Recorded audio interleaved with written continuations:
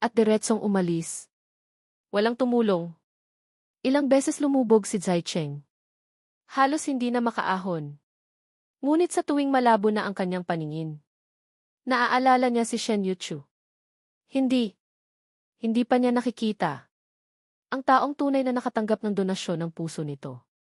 Paano siya mamamatay dito? Sa huli, sa sariling sikap ni Zai Cheng, ginamit niya ang huling lakas para makaahon. Ngunit nang makaligtas na siya sa panganib, hindi na niya kinaya pa. At tuluyan nang nawalan ng malay. Makalipas ang ilang araw na siya nagising. Nakaupo si Liu Ruyan sa tabi ng kanyang kama. Napakadilim ng kanyang mukha. Kakatanggap lang ng cellphone mo ng isang ticket information. Saan ka pupunta? Sa sandaling iyon. Natawa si Zai Cheng. Dahil sa kanya, muntik na siyang mamatay.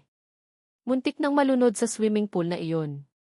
Pagkagising niya, walang pagsisisi. Walang pag-aalala. Tanging tanong lang kung saan siya pupunta. Wala akong pupuntahan. Gusto ko lang lumabas at maglibang. Gumawa siya ng dahilan para makalusot. Ngunit tumingala siya. At diretsong tumingin sa kanya, pumunta ka rito. Para paaminin pa rin ako ng kasalanan? Imposibleng umamin ng kasalanan. Kung maglalakas loob pa siyang hawakan ang mga gamit ko, bubugbugin ko pa rin siya. Isang kwintas lang naman iyon, kailangan pa ba iyon? Mahigpit na kumunot ang noo ni Liu Ruyan. Kakatapos lang magtanong. Nang makita niyang bumuhos ang kanyang mga luha na parang baha. At hindi sinasadyang tumaas ang kanyang boses, kailangan. Bigay iyon sa akin ang taong pinakamamahal ko. Itinuturing ko siyang parang buhay ko. Ayaw nang makipaglaro at magpanggap pa ni Zai Cheng sa kanya. Sino ba namang mag-aakala nang marinig ang mga salitang ito? Biglang nagbago ang ekspresyon ni Liu Ruyan. Pagkatapos, naging hindi komportable ang kanyang itsura. At bahagyang lumambot ang kanyang tingin. Medyo hindi natural na sinabi, yung kwintas na iyon. Binili ko lang iyon ng basta-basta. Kung gusto mo talaga, bibigyan kita ulit ng bago. Nang marinig ang mga salitang ito, natigilan siya. Sa mga nakaraang taon, isang regalo lang ang ibinigay nito sa kanya. Isang kwintas. Akala pala nito ang kwintas na iyon. Ay ang kwintas na ibinigay nito. Zai Cheng, ito lang ang huling beses na papayagan kita. Si Ahao ay kaibigan ko. Kung sasaktan mo pa siya, hindi ko alam kung ano ang magagawa ko.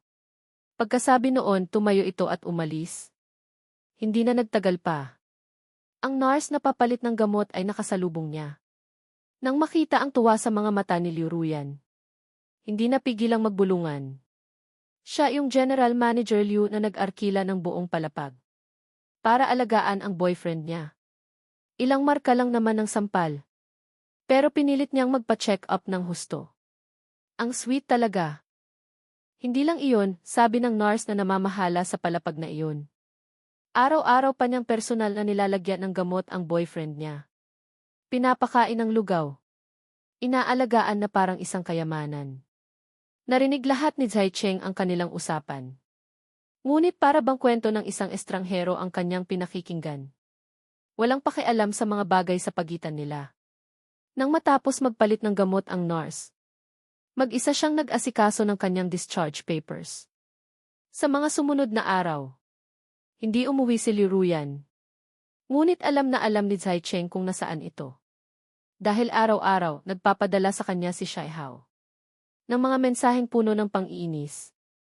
Sinasabing sinamahan siya ni Liu Ruyan sa dagat noong isang araw. Kahapon, sinamahan siyang magpaputok ng fireworks. At ngayon, inarkila pa ang buong amusement park. Bawat beses, tinitingnan lang ni Zai Cheng pagkatapos ay hindi na pinapansin. Araw-araw, abala lang siya sa pag-aayos ng kanyang mga gamit. At pagbabasa ng impormasyong nakuha niya tungkol sa babaeng tunay na nakatanggap ng puso ni Shen Yuchu. Pagdating sa Haicheng, bagong simula na. Kailangan din niyang magsimulang muli. Bumalik sa tabi ni Yuchu. Sa huling araw ng cooling off period para sa diborsyo. Lumabas si Zai Cheng. Kinuha ang sertipiko ng diborsyo.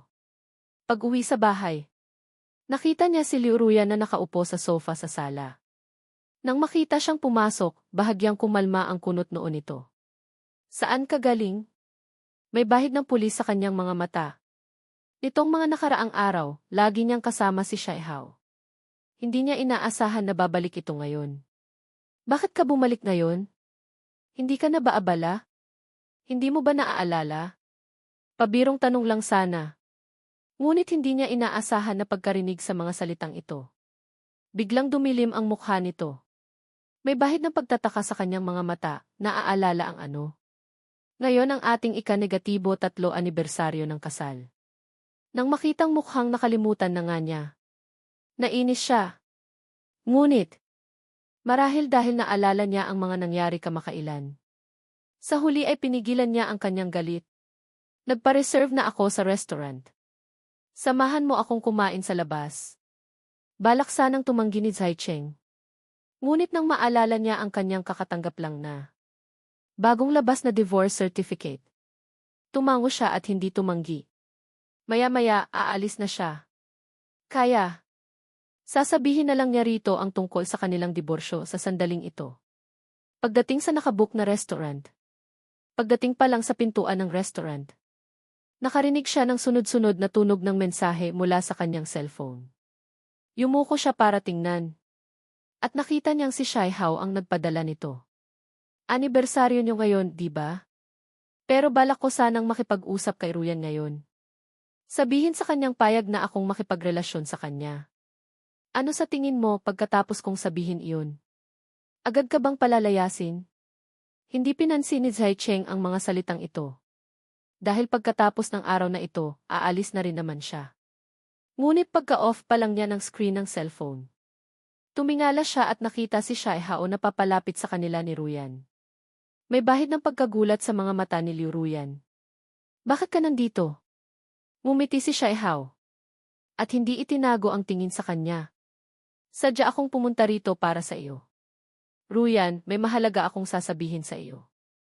Gusto kong makausap ka ng sarilinan. Inakala niyang sigurado na ang tagumpay niya. Ngunit pagkasabi niya noon na nahimik ito. Tiningnan pa nito si Zaicheng na nasa likuran. Nag-aalangan ang boses, hindi maganda ngayon. Sa susunod na lang. Pagkasabi noon, hindi makapaniwalang nanlaki ang mga mata ni Shaihao. Para bang hindi niya inaasahan na tatanggihan siya nito. Agad na sumama ang kanyang loob.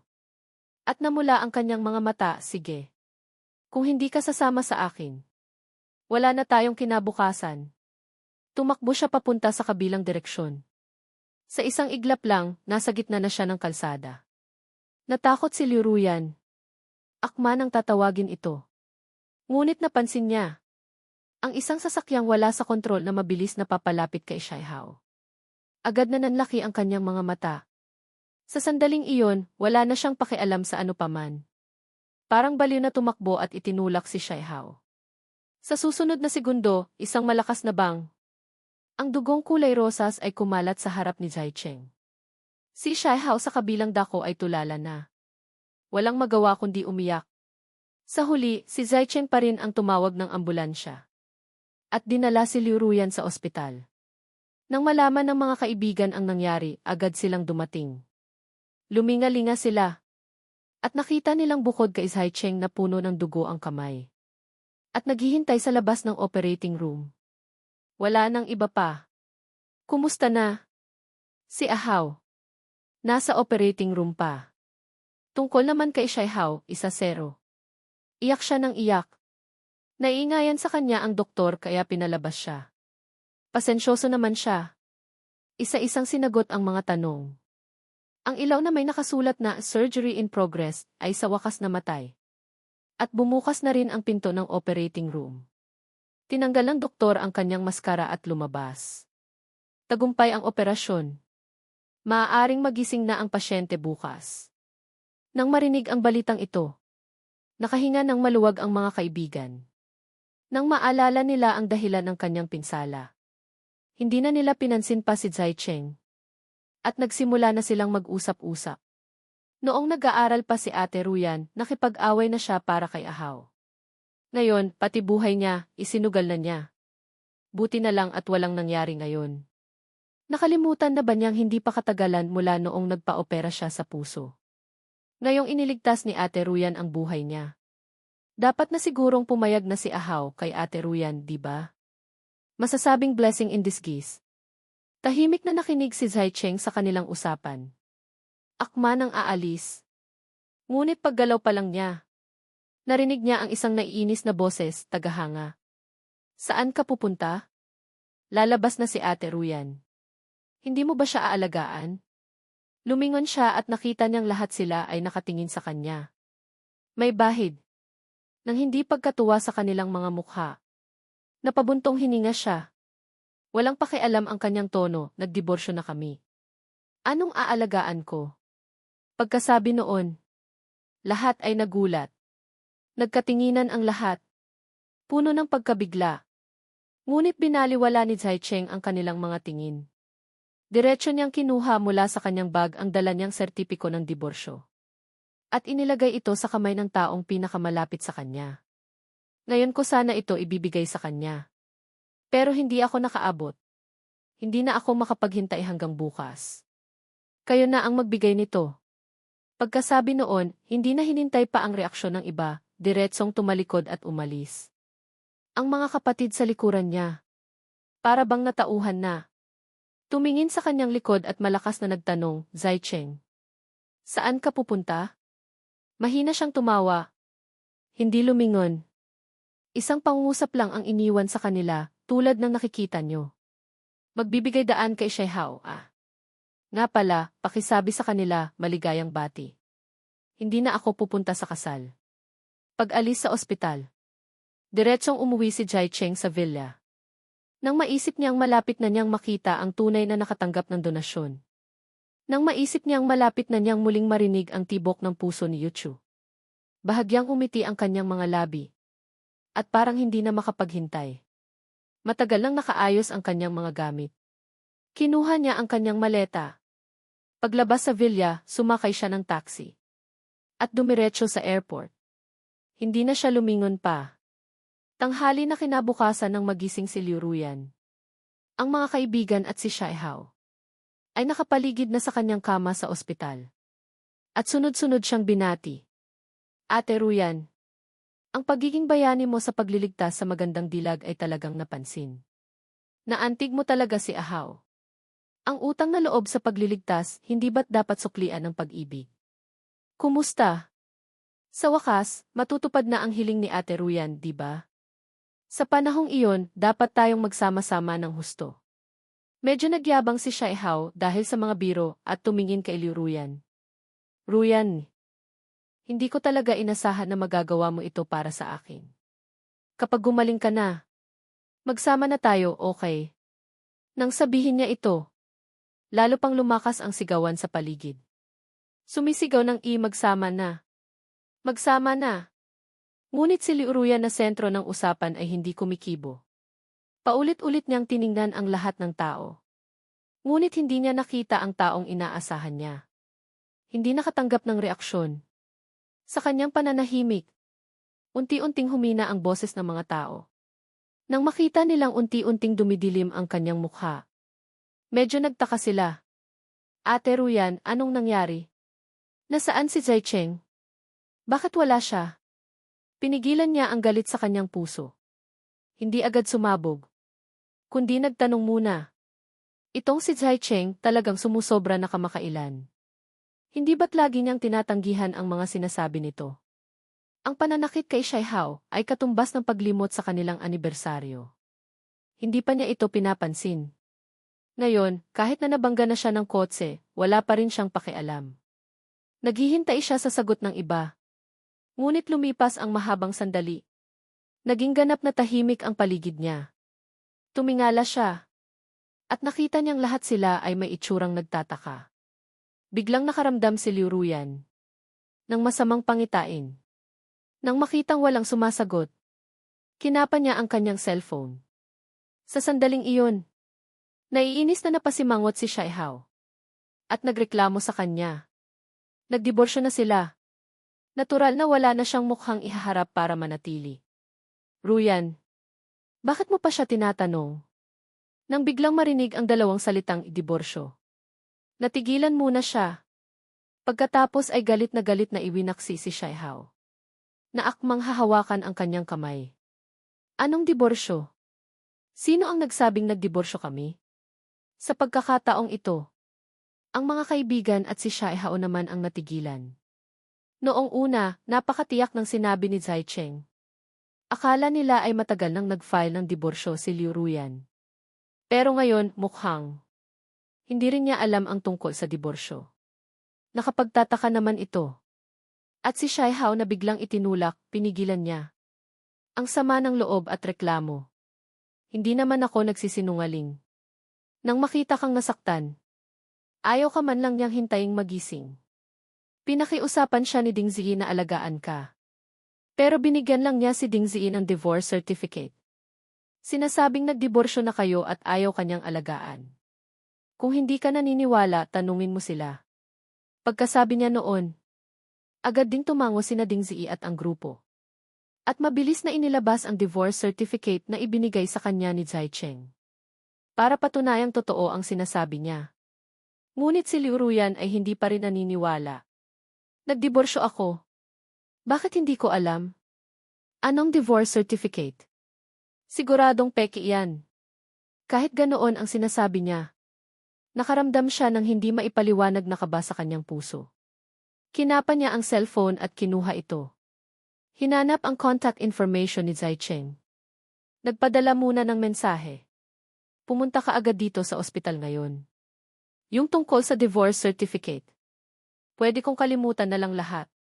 Pilit niyang pinapakalma ang sarili. Sinusubukang kumbinsihin ang sarili. Natulad ng dati. Nagtatampo lang ito sa kanya. Pero sa susunod na segundo, nakita niya ang isang matingkad na pulang tandang padamdam. Sa dulo ng mensaheng iyon, tinawagan niya ulit. Ngunit lumabas na nakablock na rin ang tawag. Sa isang iglap, sumiklab ang galit sa kanyang puso. Walang pakialam.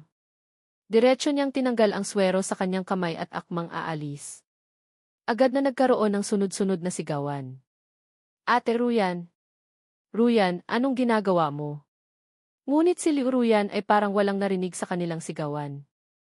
Nakapaa siyang bababa na sana para umalis. Ngunit dahil sa aksidenteng iyon, kakatayo pa lang niya. Nakaramdam siya ng hindi matiis na sakit sa kanyang kanang binti at tadyang. Na naging dahilan upang muli siyang matumba sa kama. Namumula pa rin ang kanyang mga mata. Nagpupumilit siyang tumayo. Ngunit pinigilan siya ng doktor na dumating para mag-check up. Muli niyang sinuri ang kanyang kalagayan. At pinakabit ulit sa nurse ang swero. Naiinis pang pinagsabihan na aksidente ka sa kotse. Muntik ka nang mamatay. Kagigising mo lang, gusto mo nang tumakbo at tinanggal mo pa ang swero. Ayaw mo na bang mabuhay? Hindi mo ba alam na ang mga pinsala sa buto at litid ay tumatagal ng 100 araw para gumaling? Kayo rin. Alam niyong hindi maganda ang puso ng pasyente. Bakit niyo pa siya ini-stress? Paulit-ulit na nagbilin ang doktor. Tungkol sa mga importanteng bagay sa pag-aalaga ng pasyente. Pagkatapos, umiling ito at muling lumabas ng kwarto. Naghanap siya ng taong magbabantay ng husto sa kwartong iyon bago umalis. At sa loob ng kwarto, mabilis ang paghinga ni Ruyan. Mukhang labis na na-stress. Hindi pa rin siya makapaniwala na naglakas loob si Zai Cheng na i-block siya.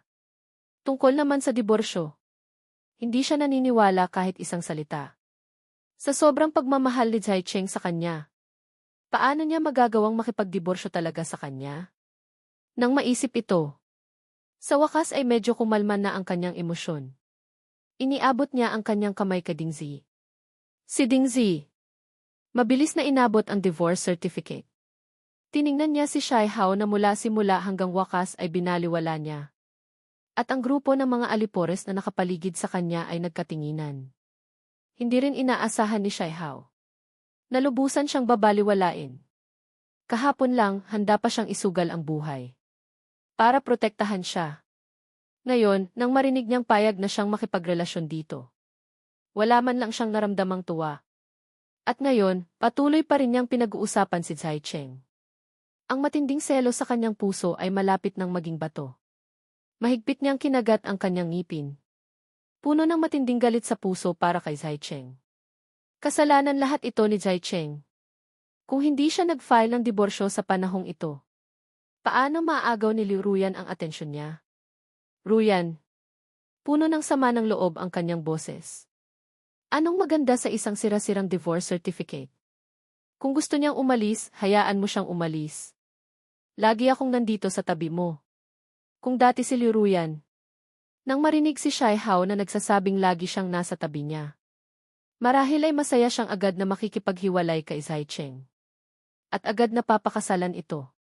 Ngunit ngayon, wala siyang maramdamang kahit kaunting saya. Tinitingnan lang niya ang divorce certificate sa kanyang kamay at gusto lang niyang tumawa ng mapakla. Ang galing naman ng pagkakagawa, mukhang totoo. Pero hindi ako kailanman pumirma ng divorce agreement. At hindi rin ako pumunta sa Civil Affairs Bureau kasama si Zaicheng.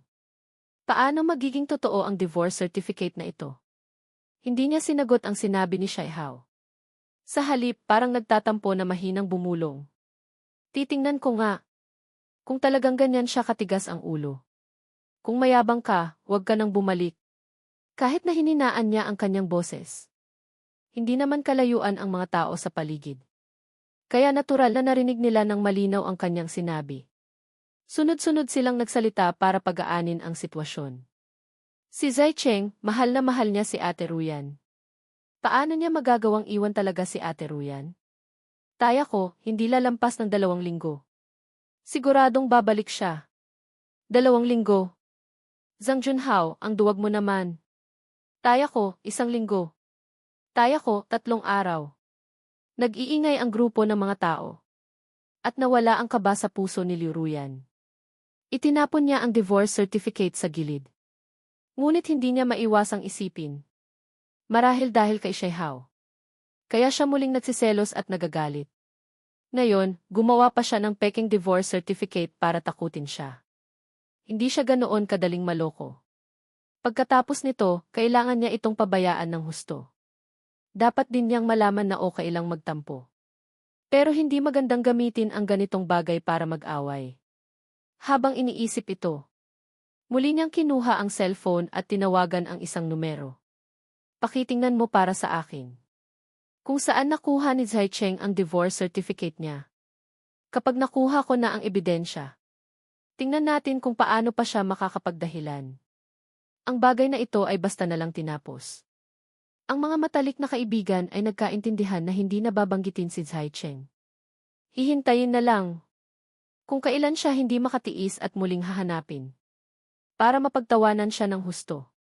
Ngunit lumipas ang mga araw. 3 araw, 1 linggo.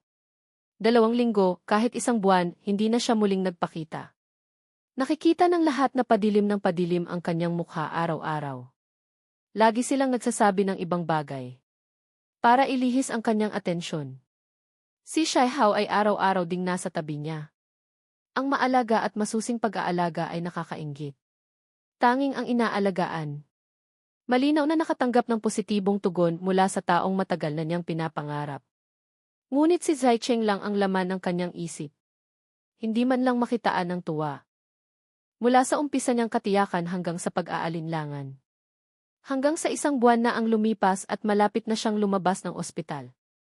Hindi pa rin siya nito hinahanap. Isang bakas ng kawalan ng tiwala ang lumitaw sa kanyang puso. Hindi kaya, sumuko na talaga siya sa akin. Pero paano mangyayari iyon? Sakto naman. Ang matagal ng tahimik na cellphone ay sa wakas tumunog.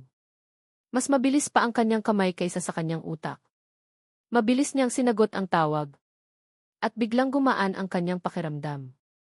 Zaicheng! Naalala mo pa palang tawagan ako. Nang marinig ang pangalang iyon, agad na naagaw ang atensyon ng grupo ng mga kaibigan at ni Shai Hao. Matatalim ang tingin. Na nakatuon kay Liu Ruyan na kasalukuyang tumatawag. Nakita nila sa susunod na segundo. Ang bahagyang saya nakakatubo lang sa kanyang mukha. Agad na muling nawala. Nagkatinginan ang grupo ng mga tao, hindi alam kung anong nangyari. General Manager Liu. Mahinang boses ni Assistant Wang ang narinig mula sa kabilang linya. Saka lang napagtanto ng lahat. Na hindi pala si Zaicheng ang tumawag. Kaya pala ganoon kapangit ang kanyang mukha. At si Assistant Wang sa kabilang linya. Natural na hindi alam ang sitwasyon dito. Maayos niyang sinabi ang lahat ng impormasyong nakuha niya. Totoo ang divorce certificate na nakuha ni Aim Shai. Tungkol naman sa divorce agreement. Ang sabi ng abogado. Noon pa man ay humingi na ng pahintulot sa inyo. Kayo mismo ang nagsabing pwedeng pirmahan ng asawa niyo para sa inyo. Kalokohan. Nang marinig ni Liu Ruyan, na sinabi ng assistant na pumayag siyang pirmahan ni Zai Cheng ang divorce agreement, agad siyang nagalit ng husto. Hindi napigilan. At diretsyong napamura. Natakot din si Assistant Wang kaya hindi na nangahas pang magsalita. Kailan ako pumayag? Hindi pa natatapos ang isang pangungusap. Biglang bumalik ang mga nakalimutang alaala.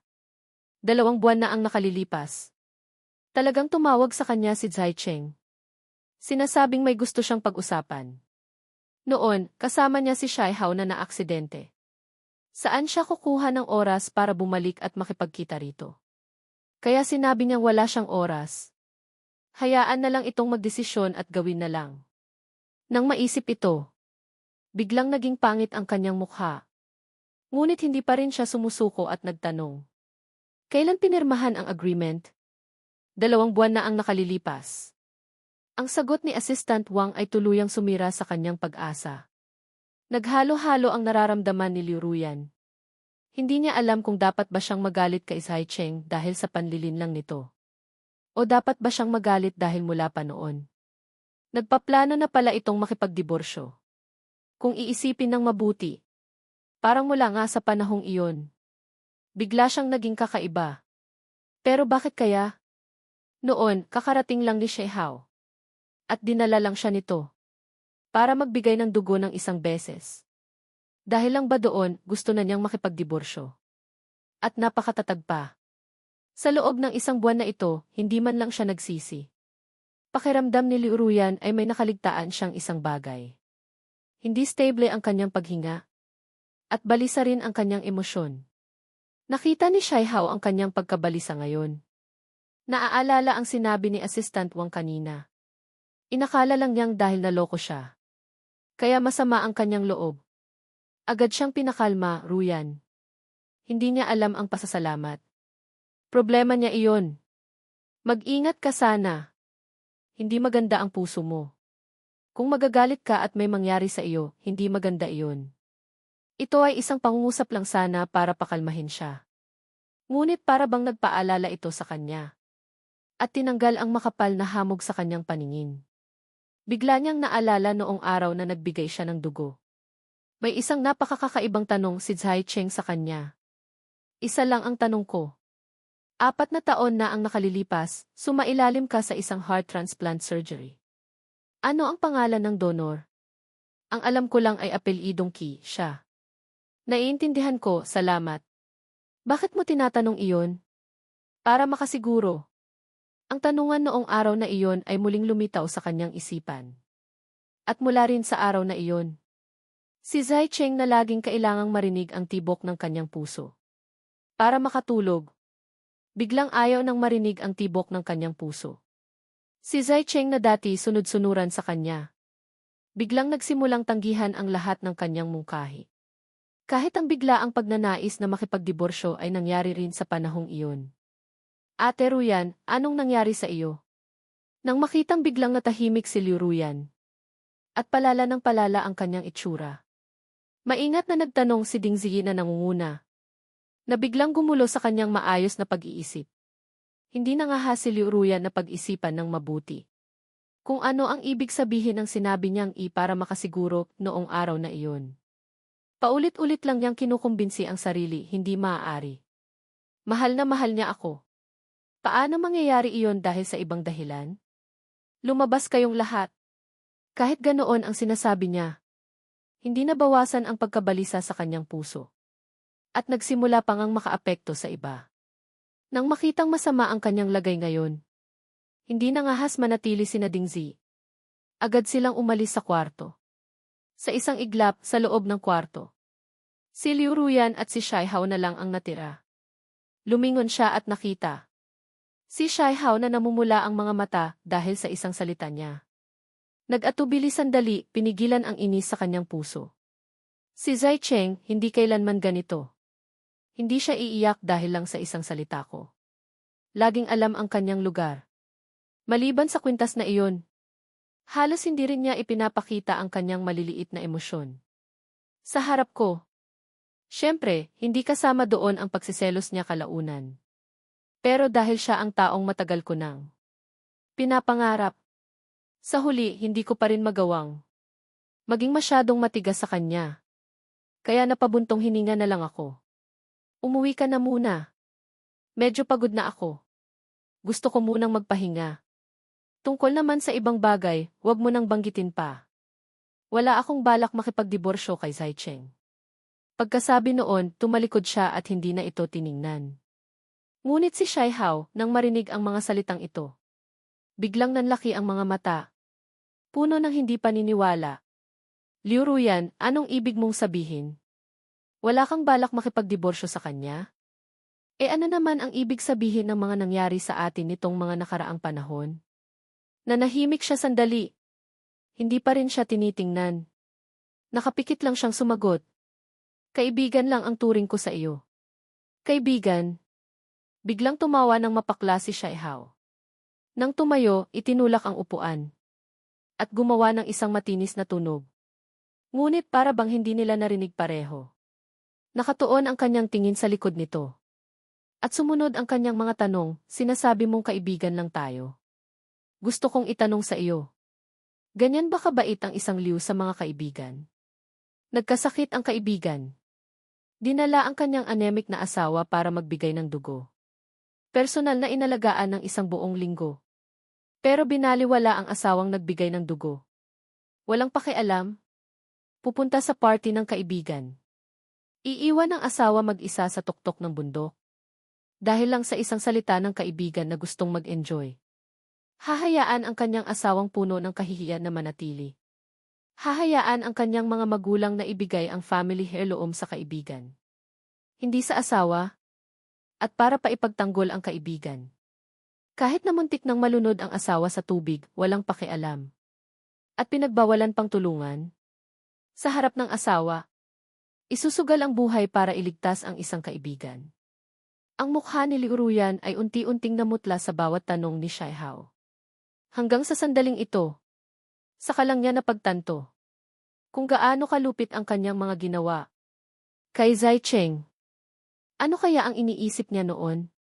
Inakala lang niyang si Zai Cheng. Hinding-hindi siya iiwan. Kaya ganoon siya kawalang pakialam. Kaya nang mapansin niya ang kakaibang kilos nito, susubukan pa rin niya itong suyuin. Ngunit matagal na niyang gusto si Shaihao. Matagal na, hanggang sa naging obsesyon na niya ito. At naging ugali na rin niya ang pagkiling dito. Kaya sa subconscious niya, ito pa rin ang una niyang pipiliin. Ngunit hanggang sa umalis si Zai Cheng sa pagkakataong ito.